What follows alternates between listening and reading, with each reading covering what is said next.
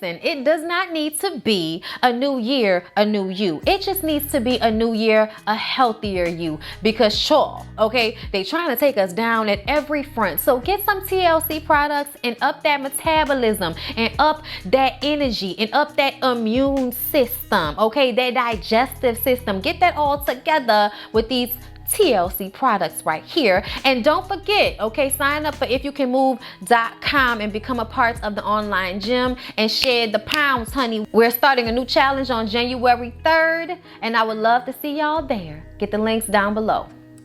Hey everybody, what's up? It's your girl Bondy Blue, and I am back for Love and Marriage Huntsville, y'all. I'm very happy that this show is back. It's one of my favorite shows to review. All right, it's late. This is my last thing of the night. I have been up all night watching Wendy, okay, editing Lovecraft Country, and now I've decided that I'm just going to kick out Love and Marriage Huntsville, get this done with, and then we'll do the live tomorrow afternoon. I think I set it for 1 p.m. Central Time so we can talk about Wendy Williams, the movie, and the documentary, okay? So I'll see y'all there for that. But this will go up as soon as I'm done with it, all right? So let's just go ahead and get into it. So the episode starts off with Maurice giving a speech. And he's talking about Black Lives Matter and the COVID. And people are sitting outside with masks on. And everybody's there except for the hosts. Okay?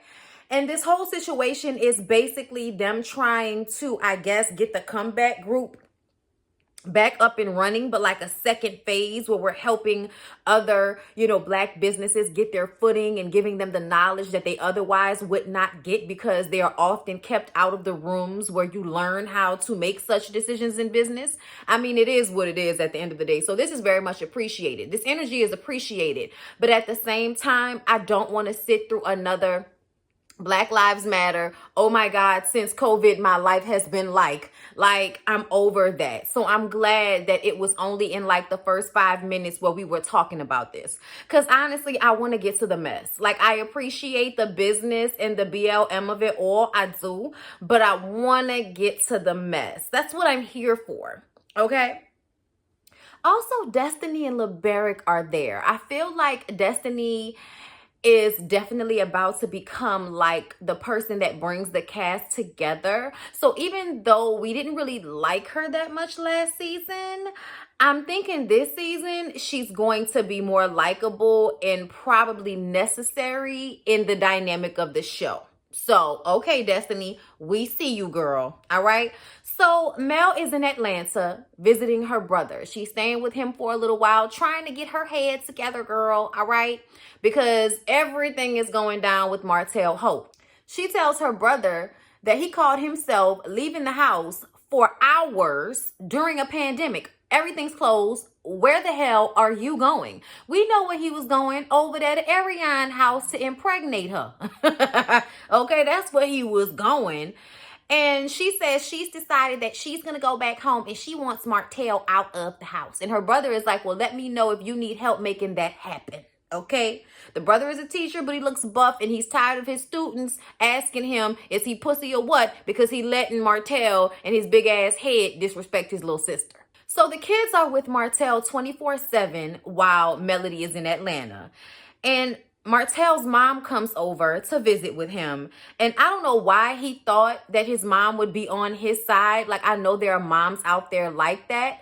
But at the end of the day, I don't know a lot of mothers in 2021 who have been through being a mother to the child of a dog-ass man. Like, I don't know many women like that are going to side with their son being the dog-ass man that she thought she had raised him not to be. Okay? Because he's walking in his father's footsteps exactly with the way he has disjointed his family with his foolishness. And his mom is not here for it. She came in there and she was like, Martell, don't sit up here and put it all on Melody. Don't do that, okay? Because we had a conversation and I told you not to go back around there fool-out lying with that girl. And what did you do? Go back around there fool-out lying with that girl. At this point in the episode, I start to notice what Martell's angle is for this season. And it makes him look so much worse. And I didn't think that was possible because I thought he'd made himself look pathetic last season. But oh no, he has definitely outdone himself for looking sad and pathetic.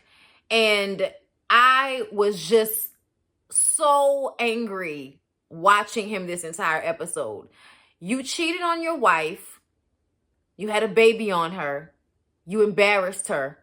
And not only do you continue to blame her, but now you want people to believe that she's out here cheating on you. She's done some things too. If she hadn't done what she did, I wouldn't have cheated on her. She wasn't doing what she was supposed to be doing. Making excuses for your behavior. Never fully taking responsibility. Proving just how much of a sick narcissist asshole you really are, Martell. And I'm looking at Ariane like, you really wanted a baby by this? Like, really? Women baffle me. Like, a man dogs his wife out, and you think that you're getting a prize? I don't understand it, you guys. I really, really don't. But I'm glad that Martell's mom did not sit there and let him spew that bullshit to her. She says, you're just like your damn daddy, okay? And I know that hurt him, but it's the truth of the matter. But Martell is just a defensive little prick, so he's just going to continue to act out. Tisha is back at home playing the role of homemaker instead of the businesswoman that she was trying to become before the pandemic. She's trying to find a balance between homeschooling her 3 kids and also being in school herself when Marceau's sorry ass comes in and tells her that he has too much on his plate to help her. Your one job? Your one job. And now you're upset because Tisha isn't your lover and your secretary anymore because she has to spend most of her time schooling the children and then her own schooling. You're upset about this because she doesn't have enough time to help you with your one area of y'all's life, which is the business. When are we going to start looking at men as weak for not being able to do the same amount of work as their wives? When is that going to happen? Just saying. Then he says he needs an assistant. Someone young, a millennial, someone that's into fitness. I said, oh, you want y'all to hire a woman for you to fuck. Oh my God. I guess we're going to achieve new levels of fuckboydom for you as well this season. I'm excited. Tisha says, oh, well, if we're going to do that, then I need a manny. And he instantly goes into how he's not going to pay some man to watch their kids. And she says it wouldn't be to watch the kids. And they laugh it off. It's all jokes and shit. But to me, I feel like their relationship is right on the edge of everything exploding. Like her not being able to get out, her not having a release, and him still being able to leave the house and do what he wants to do. Yeah, I don't know how much longer they're going to be able to be in this situation and stay together without any issue. I just don't know how long it's going to happen. And I think this season, if they do have issues, they won't be able to blame the hosts for them the way they did last season. Martell goes to see Destiny. And that's what he does this episode. He goes around to different cast members and tries to get them to be on his side and to basically blame Melody for what he has done. Okay? I just want to say thank God that Destiny has a good baby because LeBerick isn't worth shit. You can already tell he's not helping her with that baby the way she needs. It's a newborn baby. And she says she has to like ask him to help her with the baby. When she said that shit, I was just kind of like, you know, it's always worth it bringing life into this world. But I swear for God, I'm so tired of seeing men who feel like they don't have to put forth as much effort with a baby as a woman does. Yeah, no, you don't pull out your boob to give it milk. But if I'm tired because I physically given to this child, explain to me why I'm waking up in the middle of the night to give it a bottle. Explain that to me. What the fuck have you done all day? Okay? Like, I'm sorry, y'all, but you know, the imbalance in what is required of women versus what is required of men is just really exhausting to me. But Martell proceeds to talk about Mel and how they're getting a divorce. It's real this time. And he says, you know, he can't handle the verbal abuse anymore. And he says it as if he's the one that filed for divorce. You didn't file for divorce, Martell. No, Mel filed for divorce, okay? And he's trying to insinuate that she's cheated on him. He says he's seen some text messages. And the last time I heard him refer to these text messages, they were old, like years old, not anything recent. And he's using this as a reason to make it seem as if Mel has done him just as dirty as he's done her. He even mentions that when they got back together, the sex maybe got better, which means he might have been getting more head than he was used to, but she was still Mel. And he's noticed that, her heart just isn't right. I can't believe after this man cheats on this woman, disrespects her, calls the side chick a peasant, makes it all her fault. He's blamed every woman in his life. He blames his mother to an extent for his father. He blames the side chick for not being on his level. He blames his wife for not making him be a better husband. I'm exhausted with Martell, and it's only the first episode. I don't even know if it's the first episode. Whatever episode this is the first one back since the last time we saw them. And I want to jump through the screen and strangle him. I cannot believe that Mel has not gotten caught up on an assault charge. He's insane. And the shit that comes out of his mouth after all of the things he's done, I could not be with a person like that. I would be in jail and he would be in the hospital. Then Martell tells Destiny that she better not be on Mel's side. You know what I'm saying? Because they go back way further. And she's like, that may be true, but she's formed a relationship with Mel, especially since she had her baby. Okay. But he says that they are equal now because he knows that Mel is seeing someone else. I was just like, okay, Martell, whatever you say. He tries to blame everything on Mel, but Destiny isn't having it. Destiny is like, yeah, no, you cannot blame Mel for you pulling your pants down and sticking your thing in some other woman. That is not Mel that made you do that. And he's like, of course, of course. Then why are you blaming her for you cheating on her? And then the constant and repetitive disrespect, and now the bitch assness to which you are going around trying to get people on your side because without Mel, people are pretty much not going to want to deal with you.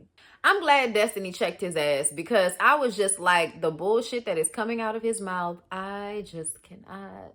I would have floated off into another space because it would have just been like, let me eject myself from this conversation before I go to hell off on him because he sounds crazy. He even made a comment that that's her problem.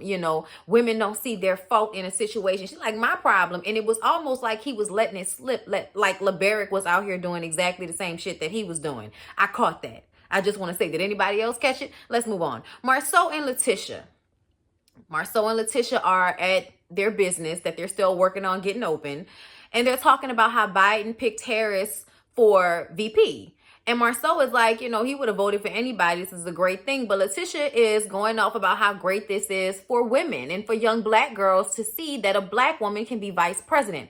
Marceau says, I didn't even think about it like that. And I guess that means I need to work on myself. But, I have daughters and I firmly believe that if they wanted to be president, they could. And I'm just like, I don't believe you.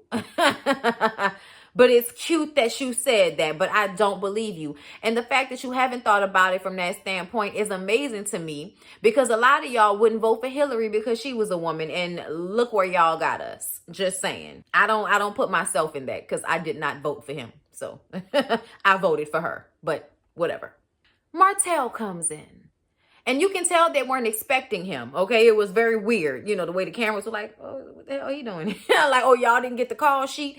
Anyway, Martell comes in and he basically says, me and Mel are getting a divorce and I just wanted to come in and apologize to you guys. Not really. He didn't say he was going to apologize, but he was basically saying, I want to come in and let you guys know that it was all her. I had no idea the things that she was doing. He basically tries to blame her for everything that happened between the two couples. Thank you, Letitia and Marceau, for pointing out that Martell said shit up out of his own mouth that ruined you guys' relationship, including saying that Marceau had 20 girlfriends. You said that, not Mel. That ruined y'all's relationship. That was the beginning of it, okay? For real, for real. And then on top of that, just a lot of the confrontation, calling Marcel a bitch. Like, they definitely went back and forth in a way that was Martell being a messy ass bitch, and Mel a lot of the time just sitting on the sidelines. Now, she may have been doing messy shit with the blogs and behind the scenes. That is obviously possible.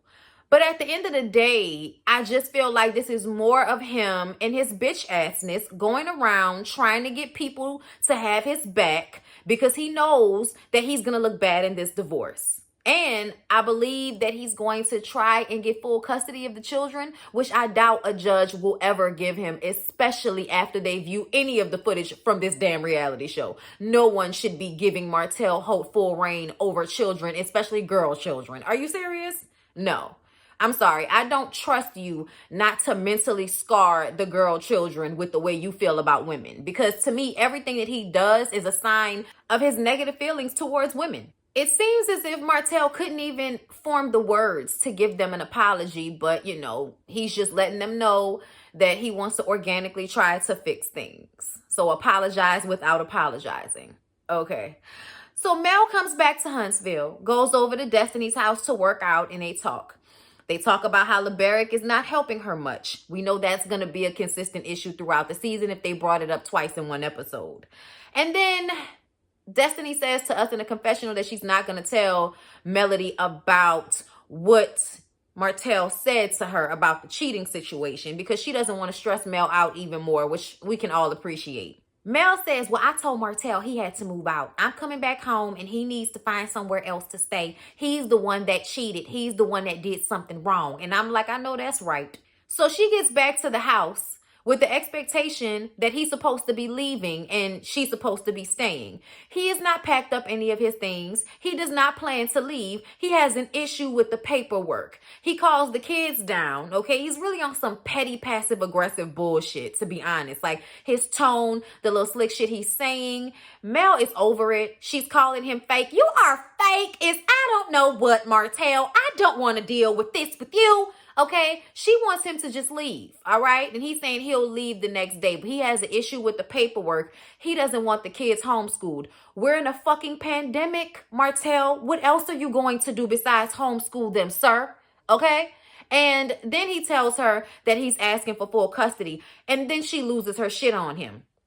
What do you mean you're asking for full custody? You think you're gonna get full custody, Martell? Really? Really? Especially after their recent conversations with him begging her to come back and trying to work the shit out. And now when the cameras are around, you want to sit up here and act like, oh, you bout it, and you want the divorce. But you was just texting me how much you miss me and you wanted to work the shit out. So she's pissed off with him. Very pissed off that he's doing this shit on camera for sure, because she has not heard anything about him asking for full custody of those kids. She says, I'd have knocked the shit out of you. And then he brings up those damn text messages again. And she's like, there's nothing going on with that person, Martell. You know, like, you can tell he's lying and pulling shit out of his ass to make her look bad on camera. And I think that's what he's doing. He went to Destiny. He talked to his mom. He went to Letitia and Marceau. And the whole thing is to make Mel look bad. To make Mel look like she cheated on him. To make Mel look like she was the messy one starting shit between them and the, the other families, the other couples and shit like that. He is a bitch. Yo, I mean, it's infuriating because it's like, not only do you cheat on her, hurt her, break your vows, put your family in jeopardy over and over again, disrespect her, make it seem like the side bitch is better than her. She takes you back. Then you still go and cheat on her. And then when she finally says enough and asks for a divorce, you on the phone begging and shit, but then out in public and in front of the friends and your mama, you talking about her like a fucking dog. Like she the one that dogged you out. The lies. Oh my God. Y'all, this season, the rest of the season is definitely probably about to be a bop. Like, listen, I hate to say it like that, but it's going to be entertaining as shit because I swear for God, on episode 1, I wanted to jump through my TV and strangle the shit out of Martell. I cannot. And I know that, other things are going to happen throughout the season, but I'm definitely excited for it. Yeah, you guys, I don't know how Mel has dealt with him all of this time. And I definitely got my kiki out of her saying that when she met him, he had crooked teeth, a receding hairline, and no money in his bank account. I upgraded you, okay? Listen, I believe it too. I believe it too, y'all. I mean, he's just so terrible, y'all. He's so terrible to her. You think there'd be some, I'm sorry about this man with the way he's done her and all the children she's had for him. But there's like no respect. No respect in the precinct, y'all. No respect. Anyway, I love y'all. I hope y'all enjoyed this little late night review of Love and Marriage Huntsville. Like I said, I'm excited about the season, and I hope to see y'all in my live about the Wendy Williams movie at 1 p.m. Central on Sunday. All right? Peace out.